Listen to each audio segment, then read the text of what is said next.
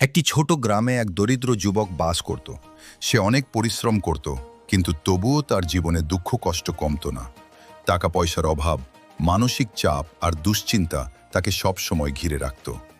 একদিন সে একজন আলেমের কাছে গিয়ে বলল, হুজুর, আমি নামাজ পড়ি, রোজা রাখি, কিন্তু আমার সমস্যা কমে না, আমি কি করব? আলেম মুচকি হেসে জিজ্ঞেস করলেন, তুমি প্রতিদিন কতবার আমাদের প্রিয় নবী হজরত মুহাম্মদ সাল্লাল্লাহু আলাইহি ওয়াসাল্লামের ওপর দরুদ পাঠ করো? যুবক লজ্জিত হয়ে বলল, খুব বেশি না, মাঝে মাঝে পড়ি। আলেম বললেন, আজ থেকেই নিয়মিত দরুদ পড়া শুরু করো, মন থেকে ভালোবাসা নিয়ে পড়ো। যুবক সেই উপদেশ মেনে নিল। সে প্রতিদিন সকাল সন্ধ্যায় পড়তে লাগল, আল্লাহুম্মা সাল্লি আলা মুহাম্মদ সাল্লাল্লাহু আলাইহি ওয়াসাল্লাম। হাঁটতে চলতে, কাজের ফাঁকে, ঘুমানোর আগেও সে দরুদ পড়ত। কিছুদিন পর সে লক্ষ্য করল, তার মন শান্ত হতে শুরু করেছে, দুশ্চিন্তা কমে গেছে, জীবনে বরকত এসেছে, দোয়া কবুল হতে শুরু করেছে।